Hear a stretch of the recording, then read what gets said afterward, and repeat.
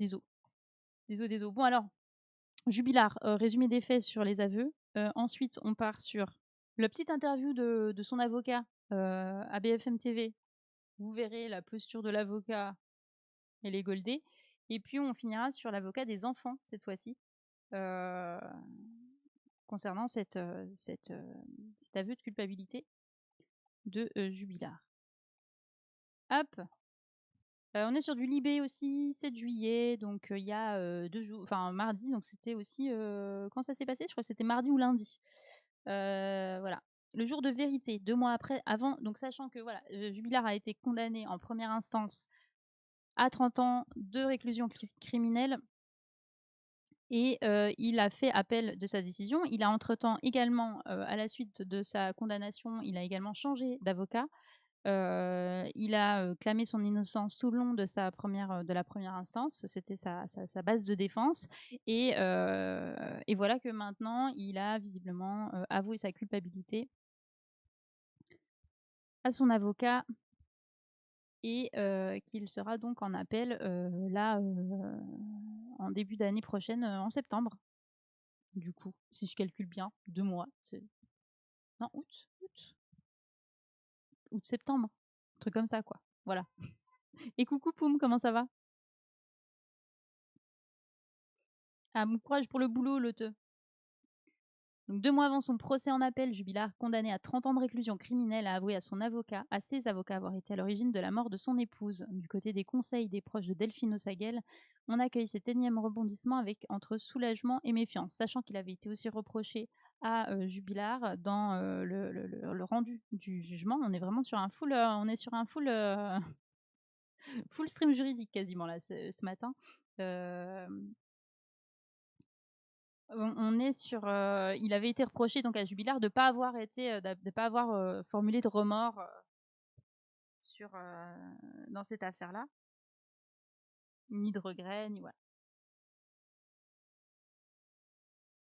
J'ai pas encore fini mon café, il reste un peu.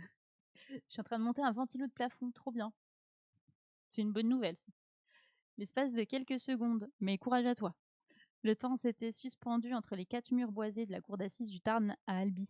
Fin octobre, accusé du meurtre de sa femme, Delphine Ossagel, Cédric Jubilard était invité à s'exprimer pour la dernière fois avant que le jury ne se retire pour délibérer. Le visage blême, le peintre plaquiste au crâne glabre s'était levé, et pour la 1000e fois, il avait réitéré « Je n'ai absolument rien fait » à Delphine. Pour les proches de l'infirmière disparue fin 2020 et dont le corps n'a jamais été retrouvé, le constat était alors cruel. 4 semaines de procès et 5 ans d'instruction n'avaient pas suffi à faire flancher le mari, condamné malgré ses dénégations à 30 ans de réclusion criminelle pour meurtre. Jamais leur cousine, leur sœur ou leur mère n'auraient droit à une sépulture. Jamais ils ne pourraient faire leur deuil. Mais depuis lundi, l'espoir renaît, celui d'enfin connaître la vérité.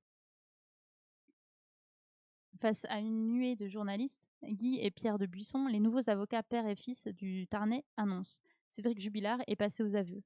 Il n'avoue pas un meurtre, mais a reconnu avoir été à l'origine de la mort de son épouse. » Et vous la sentez venir, la défense Bertrand Cantat, là?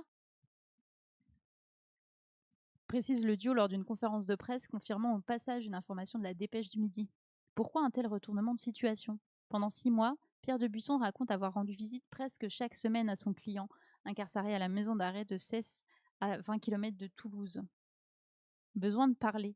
L'avocat décrit un détenu de 39 ans. Alors c'est parti pour le ouin-ouin, évidemment. On est sur le ouin-ouin.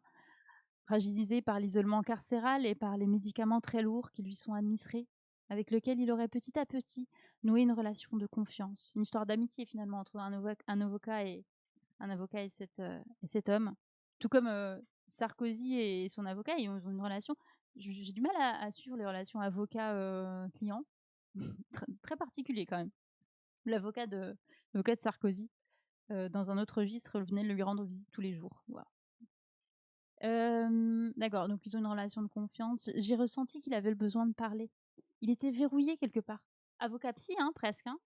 Il est sûrement à cause de la pression médiatique. Oh oui, ça c'est la pression médiatique, ça fait peur, hein. De la pression très forte des enquêteurs. Ah, les vilains enquêteurs. Cette fois-ci, qui ont inquiété vraiment. C'est dur pour une fois. Oui, oui, oui, je décidais que je serais je serai comme ça pour cet article. C'est ce que j'ai décidé de faire. Bah oui. Ah oui, Liana, ils ont pas, ça s'est pas fait. Là, ça s'est fait. Ils ont inquiété. Mais pas tant, parce que j'ai vu d'ailleurs, alors on lira pas l'article, je crois, cette fois-ci, mais j'ai vu des commentaires de. C'était un. Je me demande si c'est un magistrat. Ah non, ça doit être un des avocats de la famille, bon, certes, qui est partie prenante, hein, évidemment. Je me demande si c'est pas même l'avocat des enfants qui disait qu'il y avait quand même eu des lacunes sur les enquêtes qui avaient été faites. Bref, fin de la parenthèse. Sur l'enquête qui avait été faite concernant Jubilard et la recherche notamment du corps. Et puis un jour, donc, je reviens sur le storytelling. Le vernis a craqué. Cédric Jubilard lui confie: c'est moi qui suis à l'origine de la disparition de ma femme. Sachant qu'il l'avait déjà dit, d'ailleurs, qu'il avait déjà dit à une ex-compagne. Ça, bref. Des aveux que le détenu a depuis consignés par écrit dans une lettre. Un virage à 180 degrés à peine croyable dans cette affaire sans corps, ni preuve irréfutable qui tient la France en haleine depuis plus de 5 ans. Ou alors par contre là on va se calmer parce que il a été condamné, moi ça ne me tenait plus en haleine, hein. Je veux dire, il a été condamné 30 ans de réclusion avec de réclusion criminelle, coupable. Hein. Jusqu'ici, un épais brouillard entourait la nuit du 15 au 16 décembre 2020, entre 22h55, heure à laquelle Delphine Ossaguel envoyait un dernier message, et 4h09, le moment où Cédric Jubilard signalait sa disparition à la police. Que s'était-il passé? Étangs, bois et ravins autour de leur domicile familial à Cagnac-les-Mines avaient été ratissés des jours entiers. Une battue d'1 millier de volontaires avait été organisée. En dépit de tous ces efforts, Delphes était restée introuvable. Finalement, les juges d'instruction avaient fini par estimer que le décès de la trentenaire ne faisait aucun doute. Mère épanouie de 2 enfants, alors âgés de 6 ans et de 18 mois, infirmière impliquée dans sa vie professionnelle, elle n'avait aucune raison de partir sans en informer personne, y compris Donat Jean M, l'homme avec lequel elle était sur le point de refaire sa vie. Car derrière le mur en briques rouges inachevé de leur maison, dont les éternels travaux alimentaient les querelles au sein du couple, le mariage des Jubilards touchait à sa fin. Delphine Ossaguel avait depuis quelque temps rencontré un autre homme avec lequel elle voulait prendre un nouveau départ. Ces derniers temps, ses proches décrivaient la femme de 33 ans comme plus rayonnante, solaire et heureuse. A l'inverse, Cédric Jubilard, lui, sombrait. Dépeint tour à tour comme un vulgaire personnage, immature et accro aux joints, le mari jaloux fliquait son épouse, espionnant ses comptes bancaires et la bombardant de messages. Oui, il est dépeint, c'est un peu euphémisé. Hein. Tu peux pas savoir comment tu me fais vivre un enfer, avait fini par lui écrire Delphine Ossaguel de rage. Surtout, le peintre plaquiste qui ne supportait pas l'idée de la perdre enchaînait les menaces. J'en ai marre, je vais la tuer, je vais l'enterrer, personne ne la retrouvera, avait-il lâché à sa mère quelques semaines avant la disparition. D'ailleurs, sa mère avait témoigné à ce sujet d'ailleurs pendant le procès. Des propos tenus sur le coup de la colère, s'était-il dédouané au cours de son procès. Et puis il y avait son fils aussi qui avait été je me rappelle, je crois pas qu'il n'avait pas accusé son père frontalement, mais il me semble que dans les faits qu'on avait lus à ce moment-là, il avait l'air plutôt pas convaincu, le mot est trop fort, mais c'était pour lui une éventualité que son père ait tué sa mère. Et d'ailleurs, ça je m'en rappelle bien, il l'appelait plus papa. Branche coincée. Finalement, après 6 mois d'enquête, Cédric Jubilard avait été mis en examen pour homicide volontaire en juin 2021. Dans les conclusions des gendarmes, peu de preuves irréfutables, mais un faisceau d'indices concordants qui, selon eux, pointaient tous dans la direction du mari. Il y avait par exemple cette paire de lunettes appartenant à Delphine Ossaguel retrouvée brisée, une branche coincée derrière le canapé, ces cris entendus par des voisines autour de 23 heures, cette voiture qui aurait changé de sens de stationnement selon certains témoins, cette violente dispute rapportée par le fils. Le fils encore. Ah, le fils.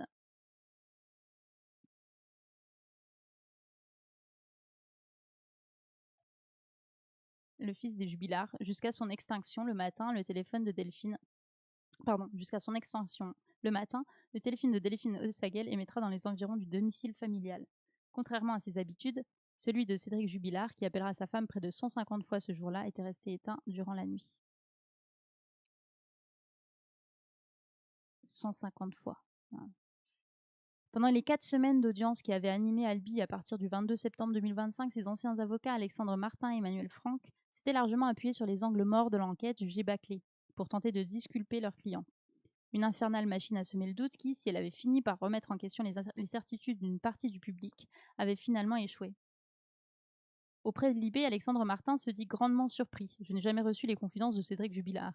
Cet homme n'a cessé de clamer son innocence. Tout ce temps avec nous, il n'avait jamais failli une seule seconde. On a mené un combat sur la base de ce qu'il nous disait. Aujourd'hui, il a décidé de soulager sa conscience. Ou de tenter une autre stratégie à l'approche du procès. Je sais pas. En tout cas, c'est ce que dit l'avocat donc de son ancien avocat. Et l'interprétation qu'il en fait. Après sa condamnation, Cédric Jubilard avait d'emblée annoncé vouloir faire appel. À la surprise générale, il avait finalement troqué en janvier son duo de signature de la défense contre Pierre Debuisson, un pénaliste du barreau de Toulouse connu pour avoir obtenu gain de cause pour les victimes du scandale des pizzas Buitoni en 2023. 6 mois plus tard, rebelote, le détenu a apporté un nouveau jeu de chaises musicales en informant Franck Berton, autre pénaliste de renom qui devrait rejoindre son équipe, qu'il ne souhaitait finalement pas bénéficier de ses services. Ah ok, il y a eu des changements, je croyais que c'était juste après sa condamnation, mais non, ça a pris un petit peu de temps. Le condamné craignait que le ténor inscrit au barreau de Lille ne soit pas disponible tout au long de son second procès, alors prévu à partir du 21 septembre 2026 à Toulouse. Du fait de ces nouvelles révélations, la tenue de ce dernier pourrait finalement être repoussée afin de permettre à de nouvelles fouilles et auditions de se dérouler. Se posant en creux, effectivement, la question de... Parce qu'en fait, le gros du problème de cette affaire, c'était où est le corps, et sans retrouver le corps, c'était difficile c'était difficile, c'est pas difficile, mais c'était plus difficile en tout cas de constater la culpabilité potentiellement de Jubilard, culpabilité qui a donc été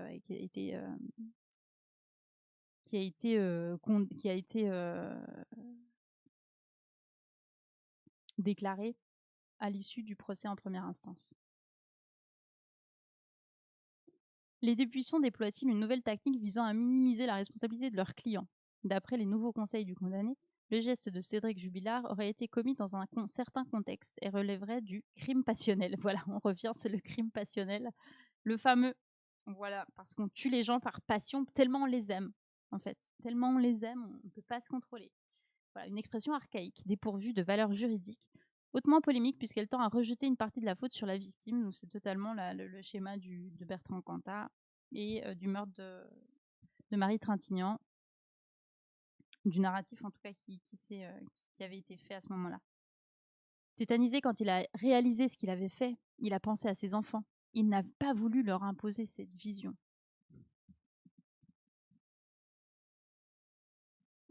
Racontent les deux avocats. Cédric Jubilard aurait admis avoir alors décidé de déplacer le corps de Delphine avec le véhicule à un endroit sur lequel il n'a pas encore donné beaucoup de détails. Il se tient à disposition des juges et tout sera fait avec l'aide de Cédric Jubilard pour retrouver le corps de Delphine, estiment les deux pénalistes. Ah, sachant que il était... moi, j'avais vu aussi... c'était sur un reportage de France Info, je crois. Ils avaient l'air de dire que... qu'il attendait justement l'appel pour révéler le lieu le lieu du corps. Enfin, ouais, le lieu du corps. Pas français, je crois, mais bon, vous avez compris. Pour ça, la scène du meurtre dans Promising Young Woman a autant d'importance. Oui. Établir la culpabilité. Contactés par Libération, plusieurs avocats de partie civile partagent le soulagement de ceux qu'ils représentent. Ces aveux, même s'ils tendent à minimiser sa responsabilité, oui, puisque du coup ça lui donne aussi du coup la place pour un narratif qui peut lui contrôler, redonnent à ma cliente l'espoir de pouvoir localiser le corps de Delphine Ossaguel. On en a besoin pour établir la culpabilité de Cédric Jubilard, pour laquelle il y avait déjà tellement d'éléments dans le dossier, souligne Pauline Rongier, le conseil d'une amie de la mère de famille. Mourad Batik, conseil de plusieurs proches dont son amant, Donajan M, relève. Ce n'est pas un jour de victoire, c'est un jour de vérité, et la vérité arrive avec plus de 5 années de retard. Rien ne rendra Delphine à ses enfants, à ses proches, ni ne leur restituera les années d'angoisse qu'ils ont traversées. D'après ce pénaliste, la justice a besoin d'une vérité complète, les circonstances exactes des faits, le lieu où repose Delphine, et toutes les explications que sa famille est en droit d'obtenir. En guise de conclusion, il interpelle directement le détenu. Monsieur Jubilard, rendez-nous le corps. Parce qu'en plus, c'est ça aussi qui est pervers dans cette scène, dans cette séquence où il déclare sa culpabilité. Alors, c'est qu'il dit que oui, c'est intervenu dans un certain contexte, d'un crime passionnel, mais en plus, il ne va pas jusqu'au bout puisqu'il ne dit pas où est le corps. Donc tout ça rend encore une fois la famille, de la disparue, dépendante de ce cher monsieur.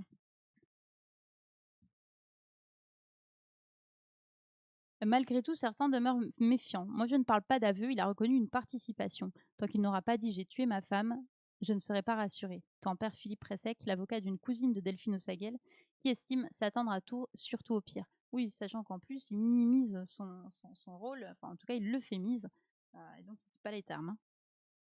Cédric Jubilard peut très bien nous faire une fable de plus sur les circonstances du décès. Peut-être qu'il a inventé aussi, il a réinventé un narratif. Depuis le début de l'affaire Jubilard, plusieurs proches du peintre plaquiste avaient déjà affirmé avoir recueilli les aveux du mari. Ah oui, c'est ça. À une ex-compagne et un ancien des co-détenus, Cédric Jubilard avait dit avoir enterré son épouse près d'une ferme qui a brûlé. Donc il y avait déjà en plus des éléments qui avaient fuité, qu'il avait annoncé à d'autres personnes, quoi. Des fouilles avaient été menées sans succès et le trentenaire avait par la suite assuré qu'il blaguait. Il est drôle, hein. À une autre petite amie, il aurait juré avoir étranglé l'infirmière et illustré son geste en reproduisant une clé de coude au parloir. Elle invente complètement, c'était l'enfant du. Ah bah oui, évidemment, les femmes, elles sont un peu. Ouh, ouh, on sait bien. Je ne suis pas étonnée, j'ai déjà entendu ça il y a un an. Il aurait fallu que les gens m'entendent il y a un an, déclare-t-elle. Voilà. Malgré tout, la jeune femme ne peut s'empêcher de tiquer. Il m'avait parlé d'un assassinat, de quelque chose de prémédité, et là, il raconte autre chose avec une dispute. Voilà, donc pourquoi je parle de cette affaire et pourquoi je trouvais ça intéressant de parler de cette affaire, de reparler de cette affaire? Hem, Par rapport au fait que, ben, ça reste un petit événement, ça c'est cet aveu, plus ou moins aveu de culpabilité, c'est parce que au vu de comment c'est présenté, il s'agit d'une tentative, à mon sens, de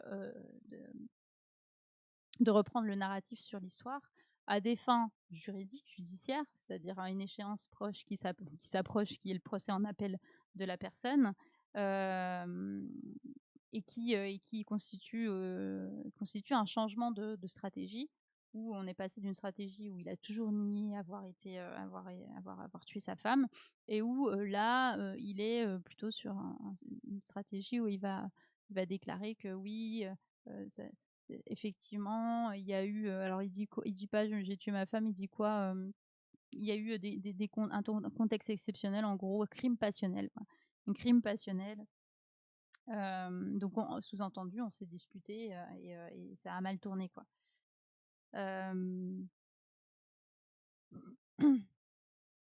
Avec, encore une fois, une rétention d'informations sur où est le corps qui permettrait, si c'était en tout cas pleinement sincère, cette déclaration qui permettrait aussi de faire avancer le deuil de la famille, donc de permettre aux enfants aussi peut-être de faire plus facilement leur deuil, je ne sais pas, mais en tout cas de pouvoir faire bénéficier d'une sépulture pour son ex-épouse, en tout cas pour la mère des enfants, Delphine Osagel, ou pour la victime, et, euh, et qui n'entretiendrait pas, puisque là c'est le cas aussi, une espèce de suspense et donc quelque part aussi un certain pouvoir de Jubilard sur ben, les révélations et donc au bout du bout sur où se situe le corps de Delphine Osagel. Donc, à mon sens, grosse opération de com. Là, l'avocat a été interviewé, donc du coup, c'est juste plutôt une question de posture là. Mais j'ai trouvé ça assez, pas drôle, parce que c'est pas le terme, mais assez, assez étonnant. Cet avocat là qui est en train de discuter du fait que son client. Attendez, je vais vous partager, hein, l'écran. Du fait que son client est coupable. Voilà, qui est sur son canapé ici, tranquillou, en train de parler de ça. On va voir ce qu'il a à dire. Alors, Et est-ce qu'il vous a dit où est le corps de Delphine Jubilard? Alors, notre travail avec Pierre, mon fils, c'était tout simplement de savoir s'il était coupable ou pas. À partir du moment où il a évolué et qu'il nous a avoué, bien évidemment, les faits, en disant oui, c'est moi qui ai eu un geste et un comportement d'une violence telle que Delphine est décédée, à partir de là, je l'ai prise, je l'ai mis dans le coffre de la voiture et nous, notre rôle s'arrête là. Maintenant, c'est au Pardon, vous lui magistrat avez qui pas l'entendra demandé. parce que Vous je lui avez pense qu'il pas va y avoir demandé un ce qu'il en complément. avait fait, maître? Ah non, non, ah si, Non. bien sûr qu'on lui a posé, bien Est-ce qu'il sûr qu'on vous lui a a posé la répondu? question, mais Pierre a eu raison. Non, Pierre a eu raison de dire, ce point, on le réglera plus tard devant les juges. Vous nous direz où est-ce que vous êtes capable, je crois que c'est celle-là, pour question qu'il faut poser. On va pas faire œuvre de difficulté, je crois, entre nous. La question qu'il faut poser, c'est est-ce qu'il vous a dit, maître, où était le corps et est-ce qu'il vous a dit s'il pouvait retrouver le corps? Réponse, oui. Il nous a dit, je sais où on peut retrouver le corps et je suis à la disposition de la justice pour tout faire pour qu'on le retrouve. Ça veut dire que si demain il est entendu à nouveau, il ira là où il a caché le corps, Mais bien sans sûr, mais hésitation. bien sûr. Bien sûr, bien sûr, il va être entendu. Un, il va reconnaître. Deux, on l'amènera sur place pour qu'il retrouve le corps, bien évidemment. Et après, il y aura toutes les expertises utiles, bien Maître, sûr, qui nous comment, diront dans quelles maître, conditions Delphine a co- pu être tuée. Ouais, sachant aussi que dans cette enquête, il aurait tout à fait été possible que Jubilard donc passe aux aveux, que l'avocat fasse la transmission au parquet ou à la personne chargée, de l'appel, donc effectivement au juge, et à la partie adverse, et qu'il y ait pas, médiatisation, de cela. Hem, Au moment où ça a fuité, ou en tout cas, c'est même pas fuité parce que je crois qu'il y a eu communiqué de presse, donc au moment où il y a eu volonté de l'avocat et de Jubilard de, médiatiser, le fait qu'il avait avoué qu'il avait été responsable du meurtre de son épouse, même s'il l'a pas fait en ces termes, mais c'est ce que ça voulait dire. Il n'a pas été transmis au juge ses aveux. Donc ce qui me conforte dans le fait que c'est une opération de com. Donc là, de fait, ça a été porté par voie de presse, donc de fait, ça va être transmis, au juge, évidemment. Il n'empêche que la, la la la la publication des faits, enfin la révélation des faits est partielle, il manque toujours à savoir où est le corps. Donc il y a une maintien du narratif de Jubilard sur, cette histoire. Et puis, deuxièmement, il y a eu quand même, pas de transmission de ses aveux au juge avant que ça soit médiatisé, mais bien une médiatisation et ensuite une transmission. Il va négocier sa appel en appel contre des infos. Je suis pas sûre. Non, parce que là, en plus, non, à mon avis, non, parce il a avoué. Coucou Christophe, j'espère que tu vas bien. J'espère que tu tiens le coup dans la chaleur. Ici, pour l'instant, ça va. Non, moi je pense pas. Moi je pense que c'est juste de la c'est de la j'aurais tendance à dire de la mégalomanie. Alors il y a un côté, je pense, volonté de reprendre le narratif, mais en plus une volonté stratégique que s'il se fait porter, s'il construit un narratif, et notamment, je pense qu'il y a une question aussi de reprendre, puisque c'est ce c'est ce qu'ils ont jugé bon avec son avocat, c'était de communiquer à la presse. Donc quelque part, il y a aussi une question d'opinion publique.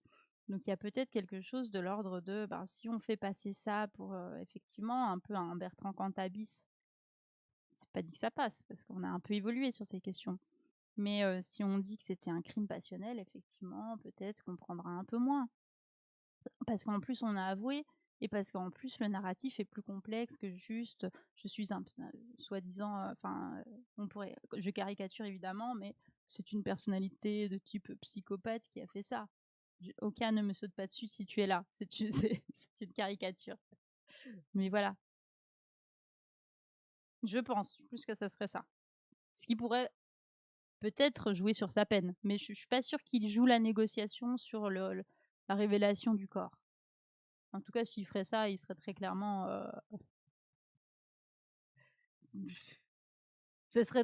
ça voudrait très clairement dire que c'était stratégique.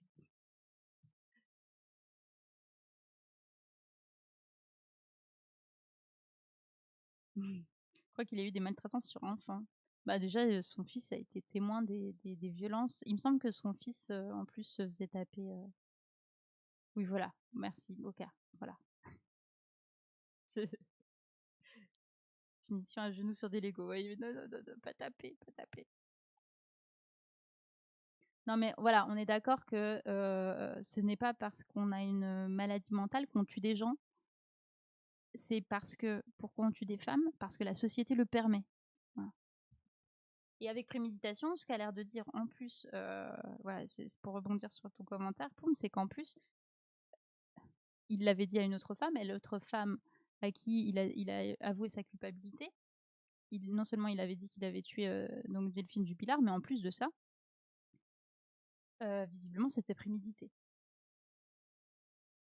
Donc il va aussi y avoir cette question peut-être qui va ressurgir, puisque maintenant il y a un témoignage d'une personne qui peut parler de ça. Mais du coup, la question du corps va peut-être aussi, je sais pas. Peut-être que si on retrouve le corps, peut-être qu'on pourra établir ça, je sais pas.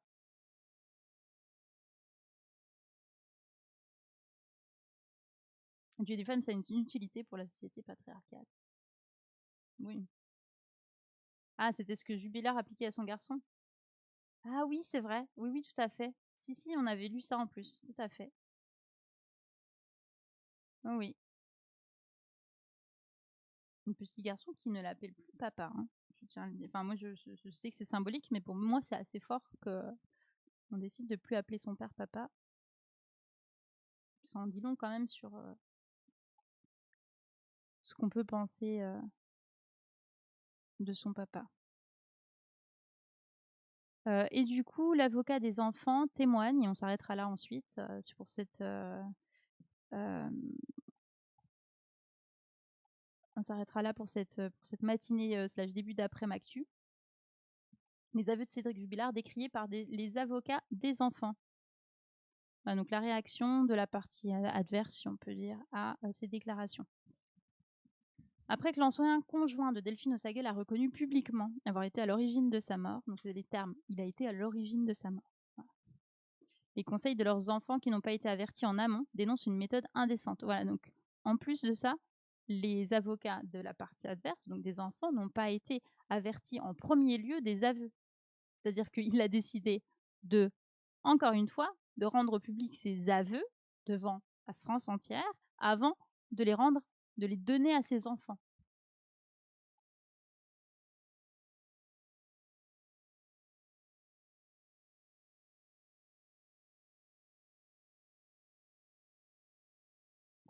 Dans la famille de Delphine Osagel, c'est d'abord le frère installé au Canada qui, à la faveur du décalage horaire, a vu l'article de la Dépêche du Midi.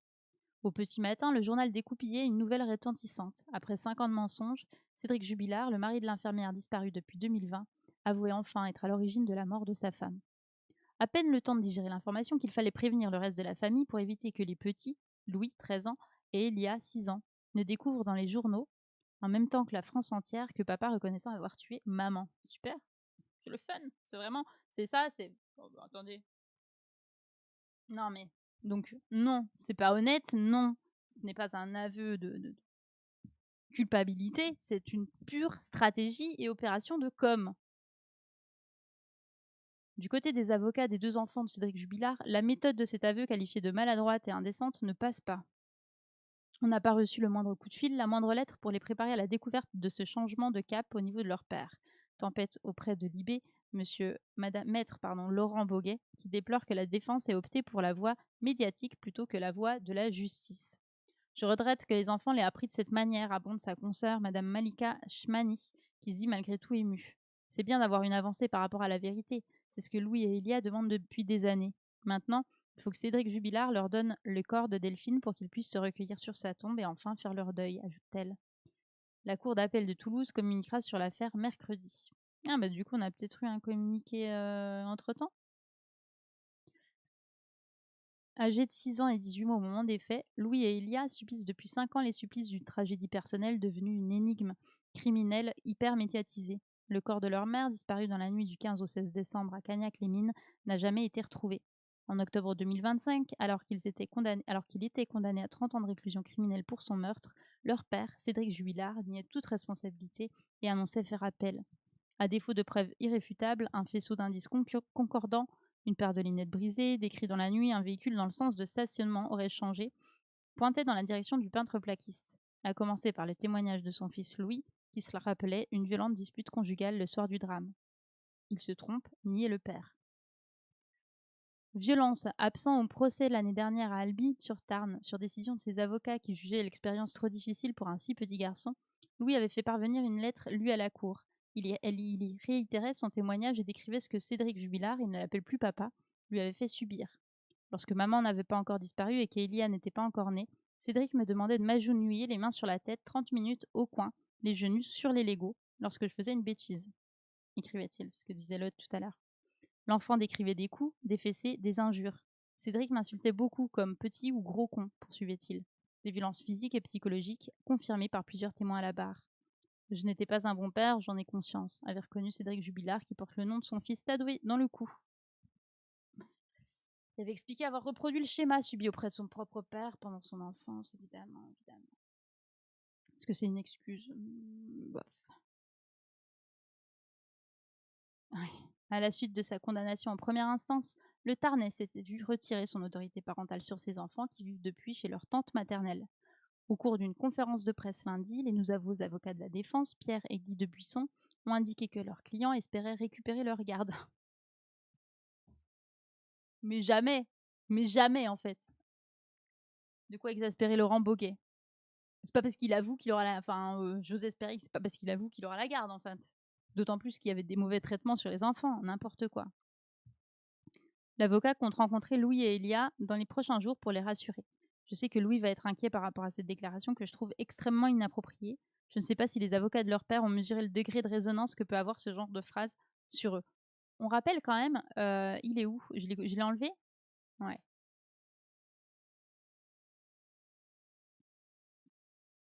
Pour ça que, je suis désolée, mais je parle de posture. Faites la posture de l'avocat là sur son canapé, s'il vous plaît. Un peu de décence en fait. Vous n'êtes pas en train de commenter un match de foot. Bon, bref. Ça, elle reste, hein, parce que ça, c'est un détail de la décence, mais bon.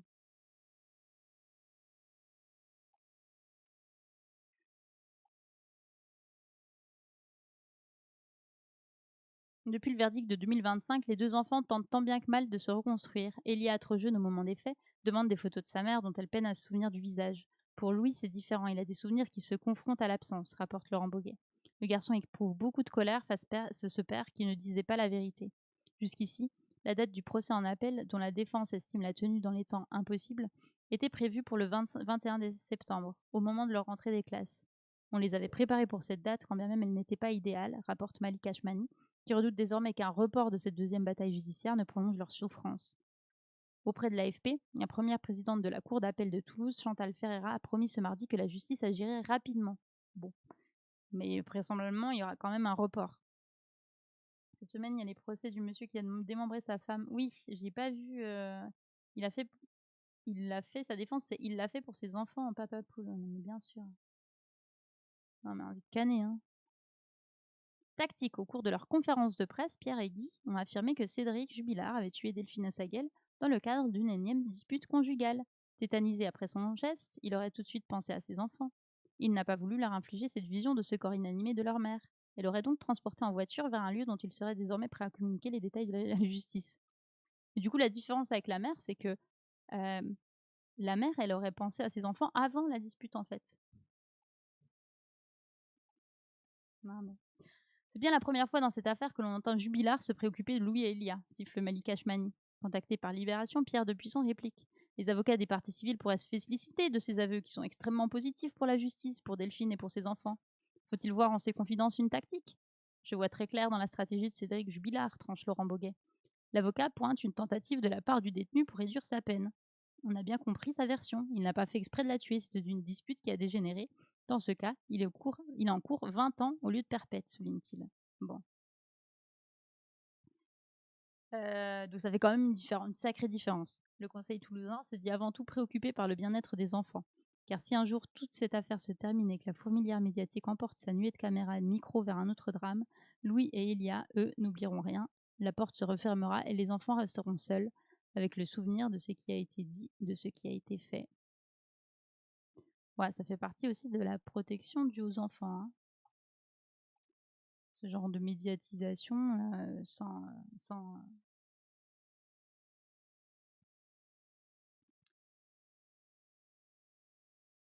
réflexion autour de ce que ça pourrait, apporter, impliquer pour les enfants. Mais voilà. C'était un peu le point que je voulais faire là-dessus, sur le fait qu'effectivement, c'est à mon sens, une vaste fumisterie, une vaste opération et enfin une opération stratégique de Jubilard, d'avoir une peine qui soit moins grande et en même temps de contrôler un narratif sur sa version à lui des faits. Et on va sur le stream de Flora. Je vous souhaite une très bonne après-midi. Bon courage pour la chaleur. Peut-être à demain, sinon à mercredi. Et dans ces cas-là, bon week-end. Profitez bien. Buvez de l'eau. Les nazis saturent le paysage médiatique. C'est pas faux. C'est un gars. Mais pour moi, pourquoi je veux que ça soit une fille, le Deniri? Je suis désolée. Dans ma tête, c'est une meuf. Voilà. Désolée. Bon. Je mets genre le Deniri. Même s'il a un passing assez femme. Ah mais alors vraiment 1000 excuses quoi. Donc, effectivement en plus si en plus il a un passing assez femme, je suis désolée de mégenrer d'autant plus. Bon voilà, je saurais. Merci pour la rectification. Flora, on y va. Je vous dis à très bientôt. Des bisous si vous le voulez bien. À demain ou à mercredi. Salut salut.